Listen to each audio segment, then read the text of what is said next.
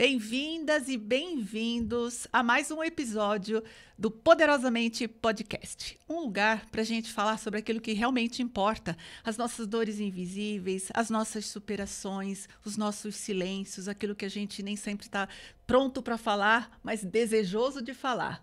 Hoje nós vamos falar sobre um tema muito especial, que é como vencer aquele vazio emocional. Eu sou Inês Martins, sou hipnoterapeuta, mentora de mulheres. Eu sou criadora do método Poderosamente Mulher. Então, há mais de 25 anos, eu ajudo mulheres a despertar, se transformar e se empoderar para a vida.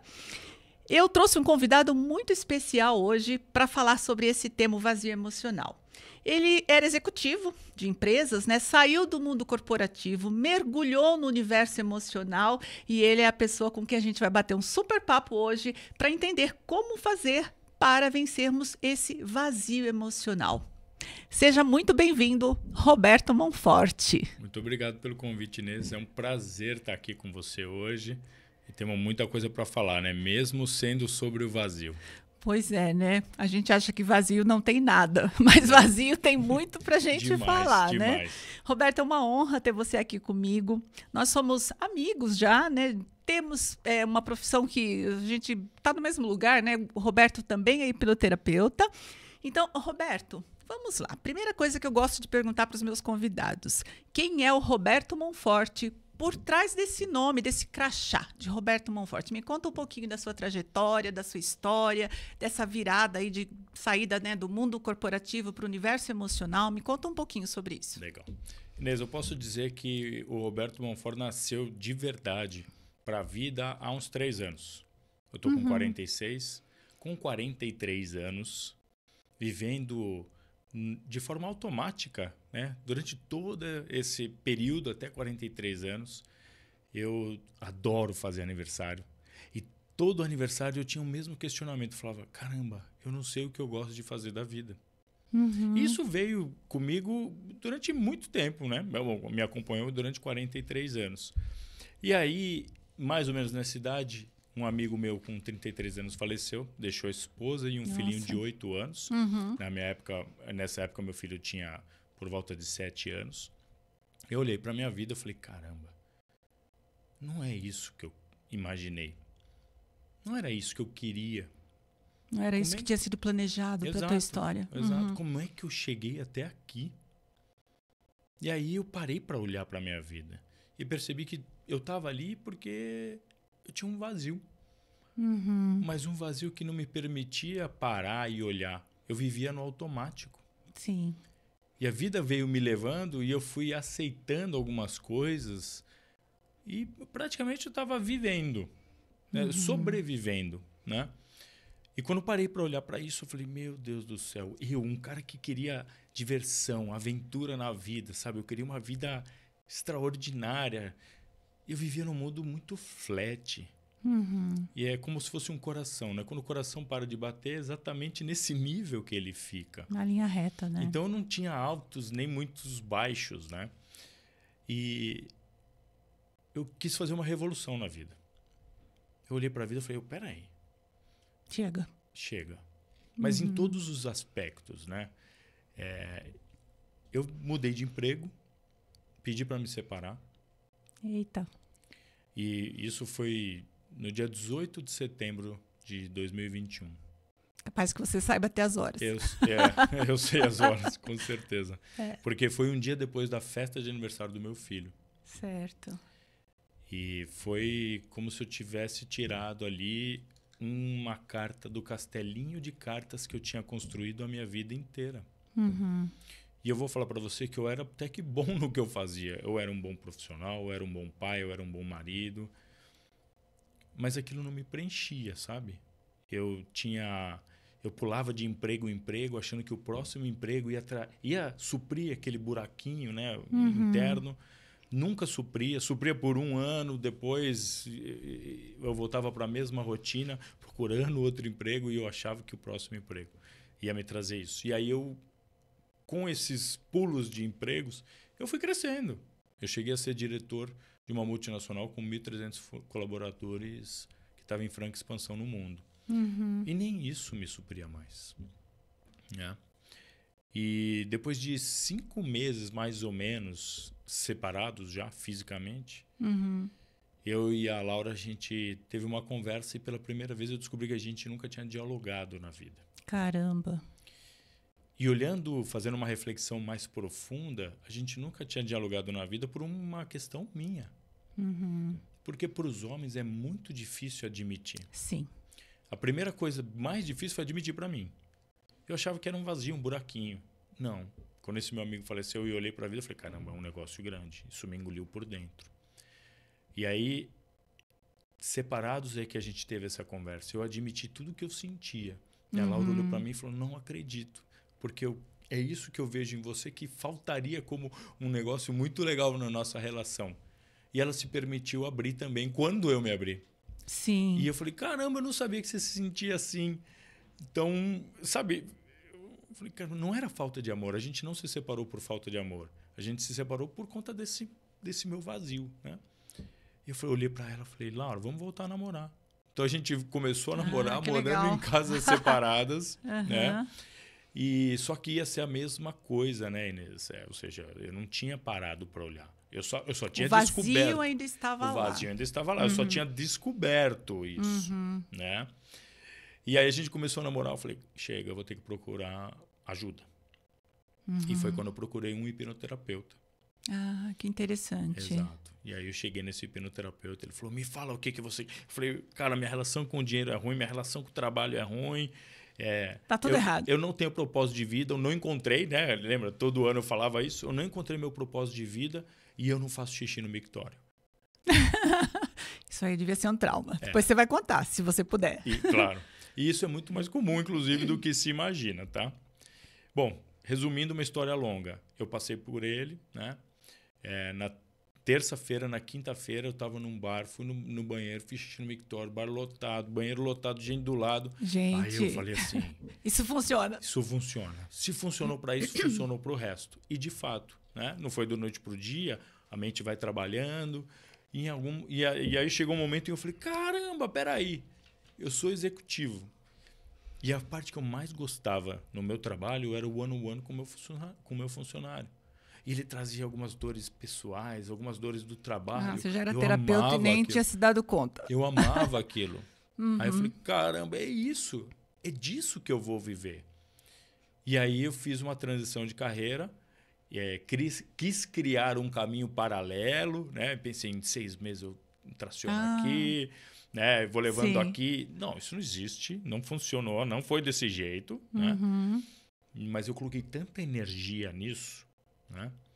Que depois que eu me formei hipnoterapeuta, eu saí de lá e falei, daqui a 6 meses eu vou fazer essa transição. Em maio do ano que vem, isso quando me formei, eu vou viver de hipnoterapia 100% do tempo. Aí o que aconteceu, Inês? 30 de abril, 2 dias antes de maio, eu fui demitido. Pronto. Ou seja, eu botei tanta energia naquilo... Que a sua mente te ajudou, hein? Minha mente me ajudou e aconteceu. Então, ela falou... A minha mente olhou para mim e provavelmente falou, você não falou que ia? Então, agora você vai. Né? Então, aí, nessa época a gente já tinha voltado, né? Eu e a Laura. Olhei para dentro, fizemos umas contas. Ela falou, é isso que você quer? Eu falei... É isso, eu me encontrei na vida. É isso que eu gosto de fazer. Ela falou, então vamos junto. Vamos junto. Parceira, né? Então, desde então, essa é a minha nova vida. Já faz 1 ano e meio, quase 2 anos que eu estou 100% focado em ajudar as outras pessoas que passaram o que eu passei. No universo profissional, no universo pessoal, em todos esses âmbitos. Eu digo que a vida é um tripé. Você tem dinheiro, está ligado à carreira, trabalho e propósito, saúde física e mental e relacionamentos, amorosos ou profissionais. Esse tripé, na minha visão, esse é o tripé da vida. E se um tá ruim, desequilibra os outros dois. Vai desequilibrar. E você falou uma coisa bem interessante aí. Eu não sei se você sabe, mas eu tenho uma formação em terapia de luto. E algo que eu aprendi quando eu estudei esse assunto, né? Todas as vezes que você está diante de alguém, num caixão ali, passando os últimos instantes da pessoa que já partiu junto com as outras, é como se a gente fosse lembrado de que aquele ali é o fim de todos nós. é momento de reflexão, né? Então eu vejo aí uma virada para você. Primeiro é aquela virada que dói. Você olha para aquilo e fala, cara, qualquer momento da minha vida, pode ser hoje, pode ser daqui X anos, eu estarei aí. O que eu estou fazendo com a minha vida até aqui, né? Isso é muito legal, porque dói, mas aí você fala, não, continuar como está, eu não posso mais, eu preciso agora começar a investigar, né, o que está acontecendo. Exato. Eu imagino, não sei, né, que você agora no seu trabalho guia homens e mulheres. Você já atende mulheres também. Sim. No seu trabalho. É porque o meu público é mais feminino, assim, ok. Esse termo, Roberto, vazio emocional, é um termo bem comum. A gente fala muito disso, de vazio emocional, mas ao mesmo tempo é um termo difícil da gente definir. Para você, o que é esse vazio emocional? Que é uma definição realmente muito difícil, né? Então, tem gente que chama de vazio emocional, tem gente que chama de vazio existencial, tem gente que chama de angústia. Né? Então, era uma mistura disso que eu vivia. Eu me sentia, de certa maneira, angustiado porque eu não sabia o que estava acontecendo, eu não me reconhecia, e aí é onde o termo vazio entra mais, né? Mas o fato principal é que eu não tinha um propósito. Quer dizer, associa com a falta de propósito, todo mundo principalmente. Tem, né? Eu só não tinha ativado o meu ainda. Então é muito nesse lugar. Mas tem muita gente que se diz super satisfeita com o trabalho, né? Acha que aquilo é a própria vida, que aquele é o próprio propósito, evolui muito, mas chega em algum momento que talvez possa se questionar: caramba, eu tenho tudo o que eu quis e agora eu me sinto vazio. Então, sim, eu atendo mulheres e homens, né? Pessoas que passaram ou passam o que eu passei. E para dar até um exemplo de como isso funciona, eu estou atendendo um empresário que me disse o seguinte: Roberto, toda vez que eu fecho o notebook, eu me sinto vazio. Olha só. Ou seja, no subconsciente dele, o valor dele está atrelado a quanto ele entrega. Porque na infância dele, ele foi muito cobrado. Né? E foi muito castigado quando ele não entregava. Estou falando de época de infância mesmo, nota. A mãe dele cobrava... Escola, né? De escola, a mãe dele cobrava 10. Não era qualquer nota, tinha que ser notão. Se ele ficasse ali entre 6 e 7, era castigo. Tá. Então ele aprendeu que o valor dele estava ligado a quanto de entrega ele colocava. E você vê isso muito claramente hoje em profissionais que estão no topo da carreira. Porque tem alguma coisa que alimenta essa gana, sabe? De eu vou chegar lá, porque o meu valor tem a ver com quanto eu entrego. Exatamente. Então, é muito comum ter homens ou mulheres que estão em cargos de liderança, né? E que se sentem, de certa forma, angustiados ou com esse vazio, ou, de certa maneira, quando estão com a família, eles se culpam, se cobram, né, de não estar trabalhando. É uma loucura. Então, é uma mistura de tudo. É muito difícil realmente de conseguir definir um termo. Você sabe que eu me identifico com isso, né? Eu cresci num ambiente também onde existia muita exigência. O meu pai, ele era uma pessoa muito simples, né? Ele estudou até o 4º ano primário, mas era uma pessoa muito inteligente. Ele fez o Instituto Universal Brasileiro, claro. que era um curso... ele fez de mecânica, desenho mecânico, vários cursos por correspondência. Eu falo que é um precursor do curso online, né? Só que era pelo correio. E o meu pai tinha essa cobrança com a gente. Então, se você, na época, a nota era de 0 a 100, né? Então, se a gente tirasse 85, que era uma nota que eu considerava ótima, meu pai dizia, isso é uma nota sofrível. E eu era criança, eu não sabia direito nem o que significava o sofrível. E isso gera na gente uma questão de perfeccionismo. Parece que nada do que você faz é suficiente. Né? Inclusive, eu acho que acontece muito, talvez homens, mulheres que estejam assistindo isso, pensando, cara, eu tenho isso também, sinto um vazio porque eu não encontrei o meu propósito e tudo que eu faço parece que não é suficiente. Né? Para mim, fica muito claro isso. No consultório, eu acabo encontrando muito essa questão da pessoa que tem um trauma, algo não resolvido, né, Roberto? Porque a cura, ela não vem de você fingir que não aconteceu ou esquecer. Vem de você mergulhar naquilo para resolver. E elas chegam na vida adulta com esse vazio emocional, né? Tá mais claro agora. Acho que a gente está conseguindo, acho que até clarificar para quem está nos assistindo, né? Bom, Você teve essa virada de chave super importante na tua vida. Você vinha numa carreira, né, dentro do mundo corporativo e você simplesmente está num mundo completamente diferente hoje. Saiu daquela rotina do executivo, né? E você trabalhava aqui mesmo ou era em Indaiatuba mesmo? Como que era isso? Na nossa cidade? Não, eu na verdade, trabalhei a vida inteira em São Paulo. Sou paulistano, nasci, cresci, nunca gostei de morar lá. Meu sonho era morar no interior e eu vim vindo, né? Morava na Lapa, casei, fui para o Butantã, depois para Barueri e agora em Indaiatuba. Então eu digo que eu vim vindo para o interior e daqui eu não saio nunca mais. Exatamente. Daqui a gente está num lugar muito bom, né? Muito. Roberto, quando você começou, mergulhou nesse mundo emocional, como foi isso para você? Porque assim, é um choque de realidade, né? Tudo bem que você já tinha essa coisa do 1 a 1, de conversar com as pessoas, sentia esse lado que eu vou chamar até de meio terapêutico aí com as pessoas. Mas como foi essa virada para você? O que tem de tão diferente numa coisa e na outra? Conta um pouquinho disso. O que tem de diferente?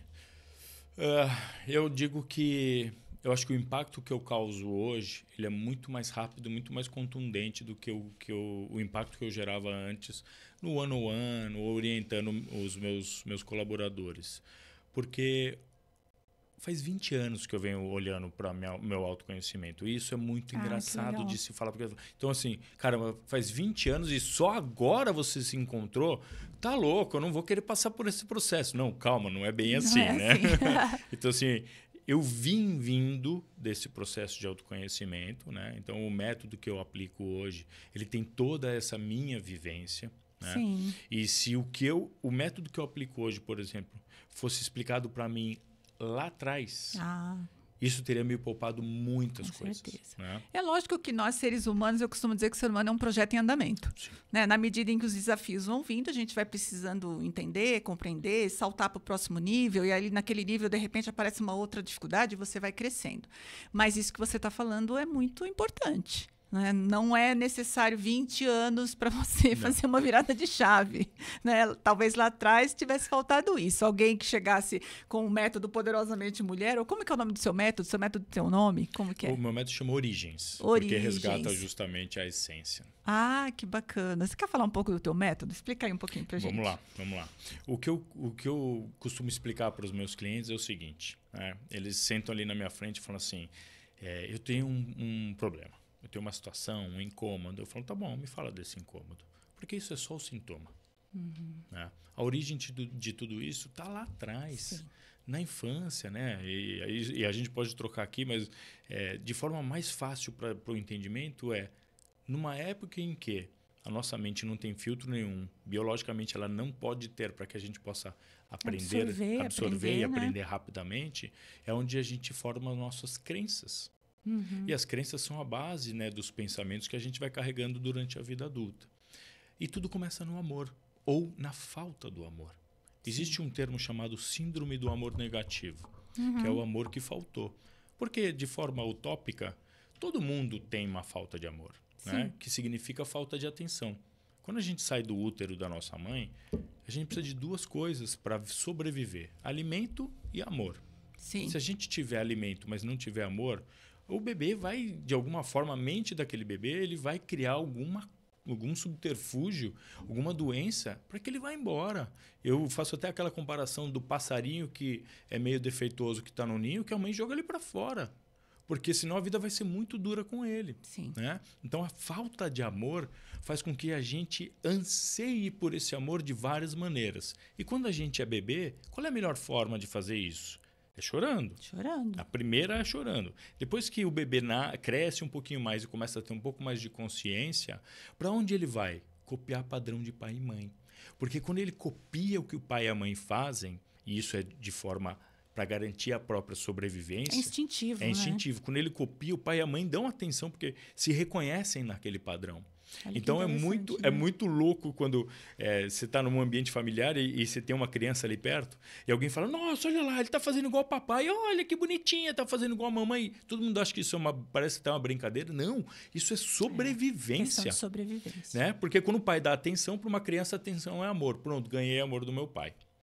E a partir daí, esses comportamentos aprendidos estão enraizados, viram crenças e a gente vem para a vida adulta refletindo esses mesmos padrões de comportamento na ânsia de ainda comprar o amor de pai e mãe. Mesmo que pertencer, né? Isso. Necessidade de pertencimento. Exato. Né? E mesmo que a gente esteja numa fase adulta e racionalmente diga, não, isso aí não faz sentido nenhum. Eu já entendi toda a lógica com relação a amor de pai e mãe, isso não me pega. É que não é sobre lógica, né? Exatamente. Não é sobre lógica. Então é isso, né? É sobre fazer essas conexões, trazer clareza para o cliente, né? O método Origens tem essa função, trazer clareza para o cliente, conectar isso com essa origem, para que ele possa falar, caramba, o que você está me dizendo faz todo sentido. No meu método, eu chamo essa parte do despertar, né? Que é quando a gente senta para conversar sobre as histórias, entender, porque a pessoa chega para a gente trazendo sempre um sintoma. Não durmo bem, ou sou muito ansioso, ou fico triste com frequência, às vezes é uma depressão, mas isso é tudo a superfície, né, Roberto? As coisas, a origem, muito bom, a origem está lá atrás, né? Está nas nossas primeiras experiências, né? Parece que até os 10, 12 anos a gente ainda está com esse filtro muito precário e as coisas vão entrando, né? E vão virando... Eu tenho a parte boa, né? Todos os valores que a gente absorve ali também, e tem as faltas, né? Totalmente. Amor negativo. Totalmente. E o que a gente absorve para comprar amor, né? Então, assim, as crenças dos nossos pais ou quem nos criou viram as nossas crenças. Por isso fala-se muito de padrões que passam por gerações. É basicamente por conta desse mecanismo. É porque a crença, ela é fruto de um aprendizado. Exato. Que depois a gente pode até questionar, falar, nossa, mas esse aprendizado não foi bom, tá? Mas ele serviu para te trazer até aquele ponto. Perfeito. E quando a sua mente se expande, você olha para aquilo e fala, bom, isso aqui não me serve mais, eu preciso rever essa crença. E isso também acontece no consultório, né? Porque às vezes a crença está lá e a pessoa nem tem noção de que ela acredita naquilo. Exato. Mas nós somos o que acreditamos, né? Vivemos como acreditamos. Com certeza. Muito legal. Roberto, tem muita gente que acha que esse vazio emocional, existencial, se preenche com coisas externas. Não.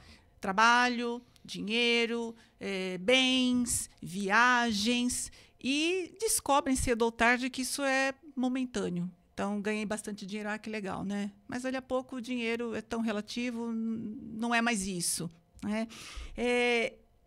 Eu vejo de conhecer e de ouvir o que você está me falando aqui, que você enxerga um outro caminho para isso. Fala um pouco disso para a gente. O caminho de você realmente preencher o seu vazio emocional. Legal. Que é um pouco até da tua história, né? Isso. Bom, o caminho para preencher o vazio emocional, existencial, angústia, é se conhecer. Não tem outra forma. Né? O ponto principal é entender você com profundidade, para entender por que você se comporta do jeito que você se comporta perante certas situações. Né? Então, poder, primeiro, entender, ter clareza para dominar isso. Né? Então, dependendo muito do padrão, isso te trava a vida inteira. Então, por exemplo, você nasce numa casa e ouve seu pai falar, dinheiro não dá em árvore. Ou então você faz parte de uma família em que diz aquela máxima, né? É mais fácil um camelo passar no buraco da agulha do que um rico ir para o céu. Caramba, de novo, você é um bebezinho, uma criança, está precisando comprar amor de pai e mãe, porque, sei lá, o pai é ausente, viaja muito, ou a mãe está ali presente, mas não está. Aliás, esse é um problema gigantesco hoje, né? Pais presentes ausentes. Exato. Né? Então, você está ali naquela condição e você ouve aquela pessoa que você está mais ansiando por amor falar isso. Caramba, você comprou aquilo como verdade justamente para comprar o amor dessa pessoa. Né? Então, vai olhar.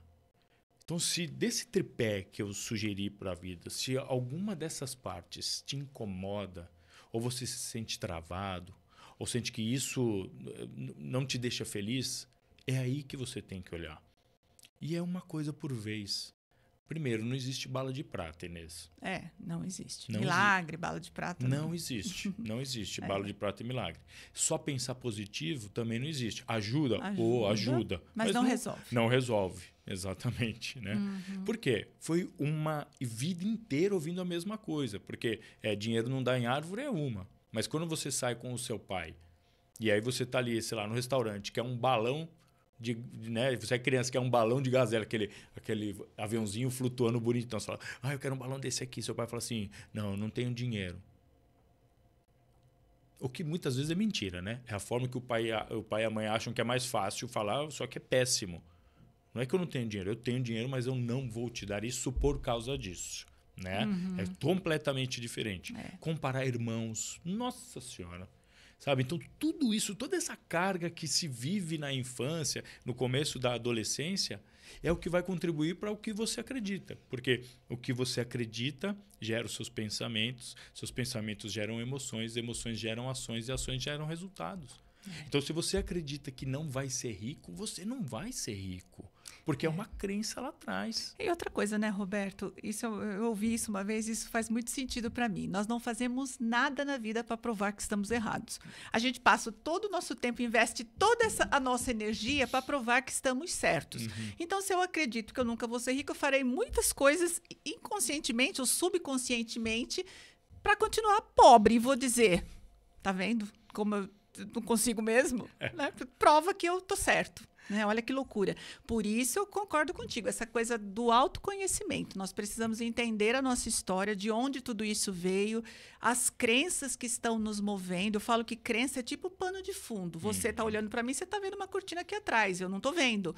É um pano de fundo. A crença, ela dita a nossa vida, as nossas ações, o nosso comportamento, sem que a gente tenha exatamente consciência de que ela está ali. A gente até fala dela, mas não tem consciência. Não tem. E, Inês, eu posso falar uma coisa que, assim, com muita segurança. Eu me formei em engenharia. Sim. Então, eu tenho um lado racional muito forte. Eu sou virginiano. Eita, cartesiano ao quadrado. Para quem acredita muito nisso. Meu pai era engenheiro, Inês. Olha o lado que eu fui. Né? Então, assim, a gente toma decisões automáticas todos os dias. E hoje, inclusive, eu atendi um cliente que ele é super racional. Ele falou, cara, eu decido tudo racionalmente. Eu falei, deixa eu te contar uma coisa. Você tem tempo aí? Vamos lá. Pronto para me ouvir? A gente toma 35 mil decisões por dia, mais ou menos. Em média, um adulto normal toma 35 mil decisões por dia. Aí o cara fala assim, 35 mil? Meu amigo, 35 mil. Quando o seu despertador acorda, você desliga ele de olho aberto ou fechado? Eu abro. Mas você tirou o lençol, tá com o lençol. Você saiu da cama com o pé esquerdo ou direito. Tudo isso é decisão. Comer, 220 decisões. 1 quilômetro dirigindo, 200 decisões. A gente faz tudo isso no automático. A base das nossas decisões vem conforme o que a gente já tem estabelecido como programa automático. Justamente para não gastar energia cerebral, porque isso consome, né? Exatamente. É um mecanismo do nosso cérebro, É um mecanismo. E aí as pessoas acham que estão decidindo racionalmente, como esse meu cliente de hoje, só que não. Toda a base de decisão é emocional e o racional entra ali só para justificar. A gente está falando um pouco aqui do modelo da mente, né? De Gerald Cain, que fala muito sobre isso. Nossa mente, pensando na mente 100%, essa parte racional é de 5 a 10% da nossa mente total. E 90, 95 está abaixo da linha d'água, né? Que é toda a mente subconsciente que guia as nossas atitudes, as nossas ações, o nosso comportamento, que é uma estratégia do cérebro para economizar energia, né? Desse conjunto mente-cérebro, né? Que são duas coisas diferentes, né? Exato. Cérebro é físico e a mente é virtual. Boa. Muito bom. Na sua experiência, Roberto, que você falou para mim que você atende homens e mulheres, né? Qual é o maior bloqueio emocional do mundo feminino, das mulheres que chegam até você? Você consegue dizer isso pra gente? O que você enxerga como sendo o principal bloqueio das mulheres? Ele está muito ligado a questões de insegurança, que tem uma raiz no medo. Né? Eu acho que, na verdade, medo, tristeza e raiva.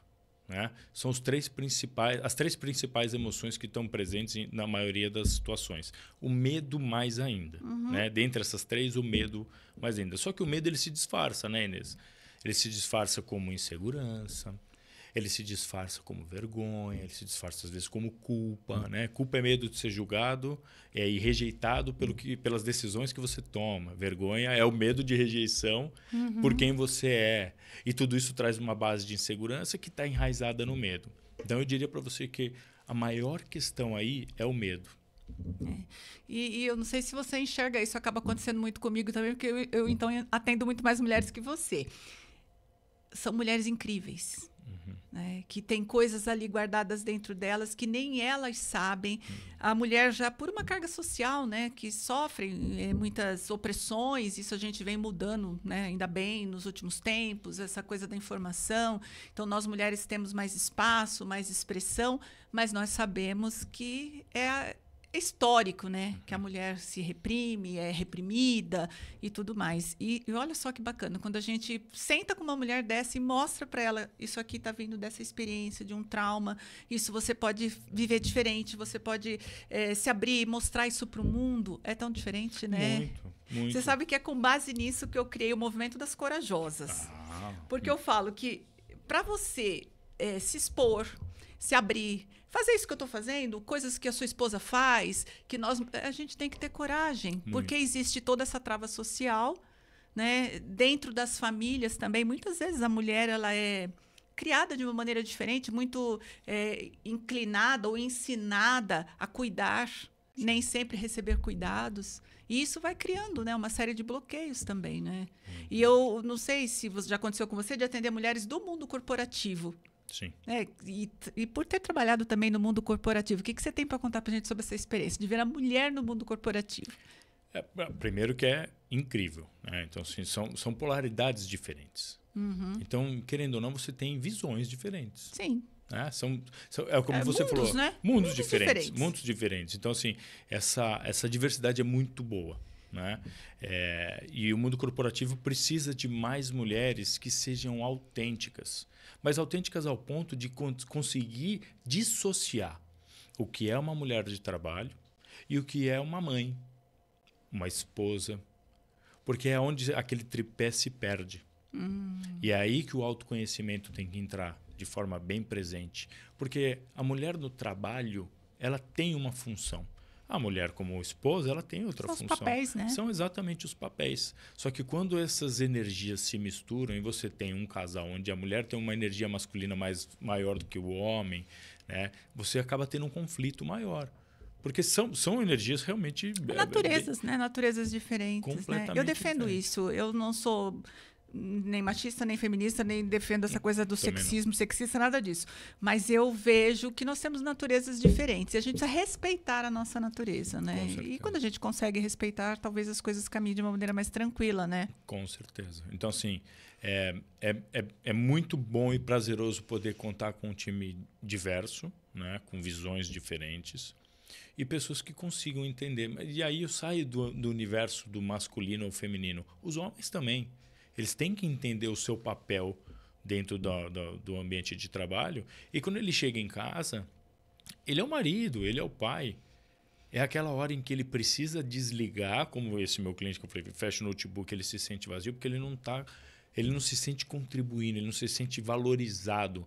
Mas se ele chega em casa e ele tem uma mulher que eleva ele, que valoriza ele, que faz ele enxergar quem ele é, qual é o valor que ele tem como marido e qual é o valor que ele tem como pai, pronto, ele já começa a se sentir melhor nessa situação. É uma troca, né? O homem também vendo esse valor da mulher, a coisa flui. Eu acho que é bem isso, conseguir separar, né, o ambiente profissional do ambiente familiar, que não é simples, mas necessário. Não é simples, Inês, mas vamos lá. No ambiente corporativo, mulheres e homens estão atendendo certas necessidades. Tem até um job description, né? Sim. O que se espera de você. Sim. No ambiente familiar é a mesma coisa. As necessidades da mulher são as mesmas. Tem que ser as necessidades do marido. E as necessidades do marido têm que ser as necessidades da mulher.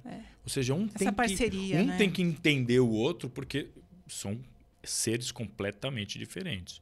O homem não fala. Ele guarda, porque ele aprendeu assim. E a mulher é o oposto. A mulher quer falar. Só que ela quer falar. Ele é mais prático, ele quer resolver.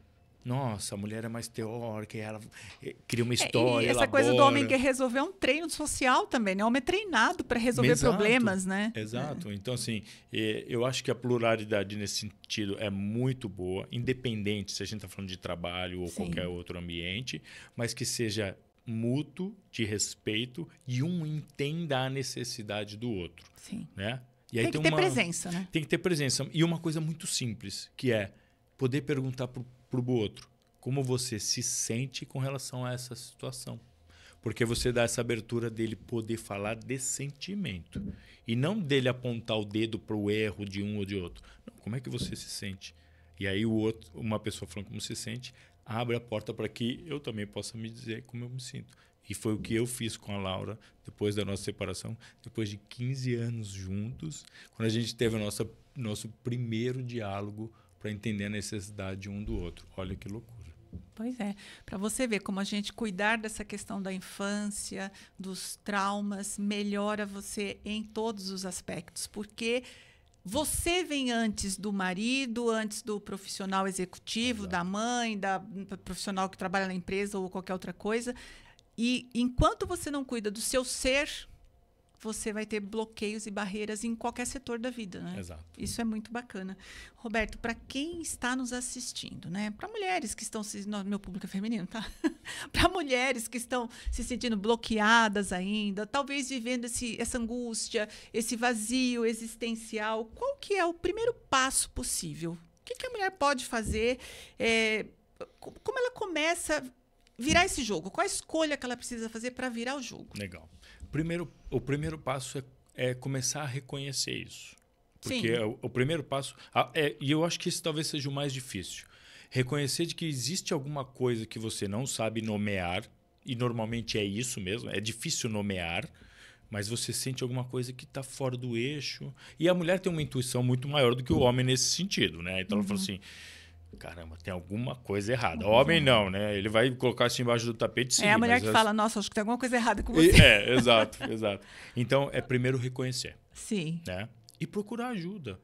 Mas procurar ajuda profissional. Porque não adianta nada uma mulher que está infeliz no casamento, por exemplo, e se aconselhar com a prima que acabou de se separar. Não funciona. Não funciona. Então, reconhecer de que existe alguma coisa e procurar um profissional para fazer uma primeira conversa, né?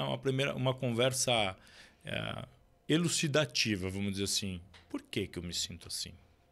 O que você está dizendo é assim, esperar a dor passar não cura. Não cura. A cura é um movimento, né? É um movimento. E que não precisa ser solitário, né, Roberto? Os caminhos, eles já foram traçados. Você precisa de alguém para te guiar nesse processo.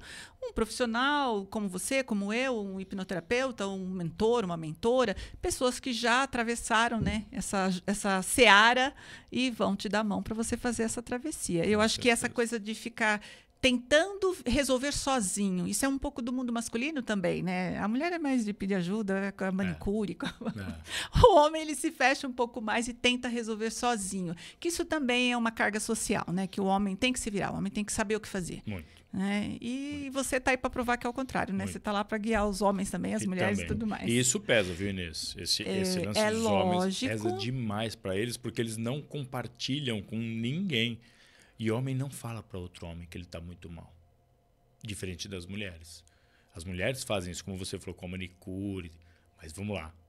Vá fazer isso, mas com um viés profissional. Alguém que entenda isso, né? É o que eu disse. Não adianta se aconselhar com a prima que acabou de se separar sobre o seu próprio casamento. Não vai dar certo. A referência à manicure foi só no sentido de que a mulher se sente mais à vontade, né? Para falar do que ela está sentindo, do que ela está passando. E para o homem isso é mais difícil, né? Infelizmente, porque é questão dos papéis sociais, né? Eu acho que a gente está quebrando muito disso, né? Acho que a nossa sociedade vem evoluindo nesse sentido. A questão da falta de diálogo no casamento, né? Informação que está circulando aí, a gente tem que dialogar. Enquanto você não dialoga, o outro tem espaço para pensar o que ele quiser, né? Se você não comunicou o que você está sentindo. Exato. Então, é desafiador, né? Eu tô casada há 42 anos, você sabe, né? Você conhece meu marido, casado com o mesmo marido há 42 anos. E é um desafio constante, é uma construção. Todos os dias, você respeitar aquela pessoa, admirar aquela pessoa, se comunicar com ela, ajudar ela também a pôr para fora o que ela está sentindo, né? Sim. Tem muitos homens que falam, eu não nem falo nada porque a reação da esposa é desordenada e às vezes a mulher também, não, eu vou falar, mas aí a pessoa fecha a cara ou não quer me ouvir ou briga e aí a coisa se perde, né? Nossa, mas isso é mais comum do que a gente imagina, né? Estamos aqui para isso, né, Roberto? Para ajudar essa galera absoluta. aí. E eu digo o seguinte, procurem ajuda profissional e aí você pode me dizer se eu estou errado, mas eu sei que você já atendeu 5.000 mulheres no 1 a 1. Ou seja, o que não falta é experiência, o que não falta é história repetida, né, Inês? Ou seja, se alguém sentar no seu consultório hoje para conversar com você, com certeza você já viu aquela mesma história com nuances diferentes, mas é a mesma história. É a mesma história. E de gente que conseguiu sair disso, não é? E você sabe que eu venho mapeando isso. Eu venho observando assim, são 25 anos. Então, é como se a gente já soubesse, de certa maneira, as principais dores, porque nós somos bem diferentes, mas nós somos muito parecidos, né? As dores que nos afligem de forma igual. Então, eu venho mapeando isso e entendendo que nós estamos, muitas vezes, presas ou presos num esquema emocional, que é exatamente isso que a gente está falando. Algo que aconteceu lá atrás, que nos traumatizou e que está ali, segurando a gente, bloqueando. Quando você descobre isso, fala, puxa, é isso aqui, então, beleza, temos ferramentas, né, terapêuticas, protocolos para lidar com isso e desbloquear. Aí sim você vem à luz, né? Acho que eu achei bonito quando você contou isso. Aí parece que realmente eu nasci, né? Antes disso, nem sei onde eu estava no automático. No automático. Semi-morto. É isso. Ou semi-vivo. É isso. Morto-vivo, sei lá eu. Eu até fundei um movimento que chama Movimento dos Inteiros. Ah, que legal. Porque é sobre isso, né? Eu percebi que eu vivi minha vida inteira não sendo eu por completo. Eu era eu no automático. E isso não era ser completo. Com certeza não. Então, eu fundei esse movimento e eu falo de forma muito direta. É sem rodeios mesmo, sabe?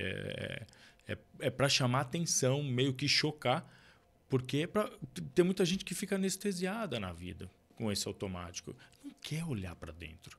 E quando você fala do trauma, nossa, a cabeça dessa pessoa já acha que vai ver um negócio pesadíssimo, um negócio muito louco. E muitas vezes não, é uma coisa muito simples. Exatamente. Com a cabeça da criança, aquilo tomou um vulto muito grande, né?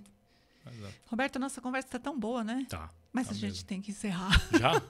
A gente Caramba. passa muito rápido, Muito. mas olha, é tão bom que nós somos amigos, a gente se vê com verdade. frequência. Você vai voltar aqui em outro momento para a gente continuar conversando sobre esses assuntos todos. Com todo prazer. E, Roberto, as pessoas querem saber, né? Como elas fazem para te encontrar, para acessar você. Você está dentro desse nicho do mundo corporativo, ajudando empresários, empreendedores.